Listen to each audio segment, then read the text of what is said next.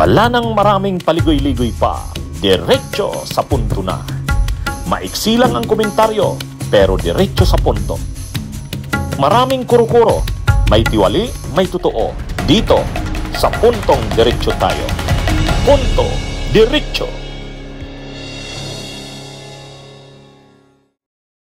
O mga kabunyog, mga kababayan, welcome po. Mga kabunyog, itong si Arnold Clavio, ang init-init na nga ng mainit na nga itong issue ni Corina, ni Julius Babaw at ni Vico Sotto, ni Mayor Vico Sotto. Sumausaw pa si Clavio. Ang sabi ni Arnold Clavio, hindi ko inaasahan sa iyo, Mayor Vico Sotto, napaka-irresponsible ng komentaryo mo. Bakit? Karapatan naman ni Mayor Vico Sotto na magsabi ng ganun. Anong irresponsable doon sa sinabi ni Mayor Vico Sotto? Matapang lang si Mayor Vico Sottong ilabas kung ano yung gusto niyang dapat ilabas. O anong irresponsable doon? Ito naman si Arnold Clavio. Dapat inano niya na lang, napahupain na lang yung init na yan. Nagdagdag pa siya. Anyway, alam naman natin ang naging issue, mga kabunyog. Yung interview ni Corina sa ni Julius Babaw kay Diskaya, nag-react si Mayor Vico Sotto. Kasi ngayon, lumabas na naman yung interview na yon. Lumabas na naman. Kasi siyempre mainit na usapan itong si Diskaya, itong mag-asawang Diskaya dahil dito sa mga anomalya sa flood control projects. So, lumabas yung interview ni Julius Babaw sa ni Corina. Yung mga interviews na yon, pinapalabas doon na kahanga-hanga, kabilib-bilib itong kwento ng mag-asawang Diskaya. Kasi from rags to riches, kumbaga galing sa mahirap na buhay ay biglang naging sobrang yaman. Biglang naging sobrang yaman. So, finicture ni Julius Babaw at ni Corina para ipakita na gayahin din ang mga ito dahil yung kwento ng kanilang success. Success story. Ngayon, in-interview sila Diskaya noong 2024. Hindi pa noon election, kasi yung election 25. So sinasabi nila Julius Babaw at saka ni Corina na hindi naman tungkol sa election yung interview nila, finiture lang nila, gusto lang nilang ipakita yung kwento ng mag-asawa. Wala naman daw silang doon na paman. Sabi ni Julius Babaw. Kaya lang siyempre, ang hindi nagustuhan ni Mayor Vico Sotto doon, alam naman na maraming mga paglabag, hindi nga nagkukuha ng mga business, ng mga permits, itong sila Diskaya, at kitang-kita naman na yumaman sila dahil sa mga proyekto sa flood control at sa mga infra ng DPWH, contractor sila ng DPWH. So, at alam naman natin, pag contractor ka sa DPWH, hindi malayo. Mayroon kang mga irregular na ginagawa. Wala nga lang ebidensya. Pero ang nangyari dito, dahil in-interview ni finiture ni Corina at saka ni Julius Babaw, parang nahugasan. Lumabas ngayon na malinis yung mga yaman na ng mag-asawang Diskaya. Kaya yun ang comment ni Vico Sotto. Sabi ni Mayor Vico Sotto, hindi nyo man lang naisip na mga kilala kayo, mga sikat kayong mga broadcast journalist, tapos in-interview ninyo, parang lumalabas ngayon, nagamit yung inyong kredibilidad, yung inyong pagiging sikat, nagamit para sa kanilang purpose. Hindi nyo ba naisip na kung bibigyan kayo ng 10 million na bayad sa pag-interview, ay saan galing yung 10 million na yan at bakit kaya niyang magbigay ng ganun? Doon pa lang dapat naisip nyo yan.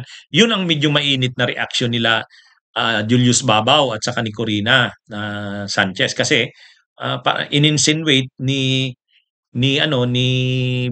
Mayor Vico Sotto na binayaran sila ng 10 million kapalit ng interview na yon. Pero sabi naman ni Corina sa ni Julius Babaw, hindi kami nagpapabayad at hindi kami binayaran ng 10 million. Libelous yang sinabi mo, slanderous, pwede kang makasuhan ng cyber libel. Kaya lumaki yung issue. lalo pa yung banta ng banta nila na posibleng kasuhan si Mayor Vico Sotto. Pero siyempre ang suporta ng publiko lalo na ng mga netizens na kay Mayor Vico Sotto eh. Ang linaw naman. Kasi hindi naman malisyoso yung ni Mayor Vico. Parang pinapakonsensya niya lang naman sila Julius Babaw at saka sila Corina. Pinapakonsensya niya na bakit nyo in-interview yun? Kilala kayong tao, mga sikat kayo, o maganda ang record nyo, tapos in-interview nyo yun. Di parang yung pagiging nyo, maayos ang inyong record na ganun, nagamit nila yon ni Diskaya yon. Dapat naisip nyo yun. Kung binigyan kayo ng 10 million, o hindi naman niya sinabing binigyan kayo. Kung binigyan kayo ng 10 million dahil sa interview na yun, naisip nyo dapat, bakit kaya niyang magbigay ng 10 million? Bakit kaya niyang andali niya ng ganun? Saan ba yun? At saka nalaman nyo na DPWH yan. Alam nyo naman ang kalakaran yan. Parang nag-iinakit lang si Vico Sotto, bakit hindi naisip nila Julius Babaw yun at ni Corina? Hindi naman talaga wala naman siyang mali siya sinabing binayaran kayo. Hindi naman ganun yung akusasyon niya na categorical. At naman, lalo pang sumubra dahil nagbabala si Corina na slanderous or pwedeng kasuhan ng cyber libel si Mayor Vico Sotto. Uminit ngayon ang issue, naging laman ng mga usap-usapan. Ito namang si Julius Babaw, sa halip na na lang sana yan, pahupain, mag-advise na na natin yan, tapusin na yan. Hindi. Binira pa si Mayor Vico Sotto. Ang sabi ni Arnold Clavio, hindi ko inaasahan na manggagaling sa iyo. Kumbaga hindi niya daw inaasahan kay Mayor Vico Sotto na manggagaling sa kanya yung ganong irresponsabling pahayag. Irresponsable ba yung comment ni Vico Sotto? Hindi naman irresponsable yun eh. Naging lang siya. Naging honest lang siya at totoo eh. Naging honest lang ng kanyang nararamdaman. Hindi naman malisyoso yun. Bakit naging irresponsable?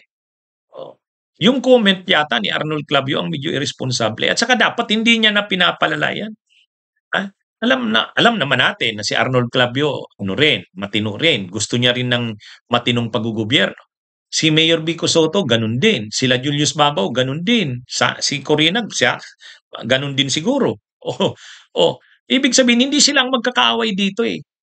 Dapat na nag-uunawaan sila, nagkakampihan. Kung medyo may nasaktan man sila sa sinabi ni Mayor Vico Sotto, naman yun eh. Pwede namang magpaliwanag sila ng side nila na hindi na umaabot sa ganito. Si Arnold Clavio naman, dapat hindi na siya sumausay. Lalaki pa yan. Lalaki pa yung issue na yan. Dapat tulungan na lang yan na pahupain na yan. Kasi lumalaki na nga eh. Umaalagwa na. Anyway, yan mga kabunyog ang ating reaction dyan. Bunyog, bunyog, halikan na kasama ka. Bunyog, kapag buklod ay may pag-asa. Luzon, Visayas, Mindanao, isa ang pananaw. Sa bagong Pilipinas ang bunyog isisigaw. Bunyog.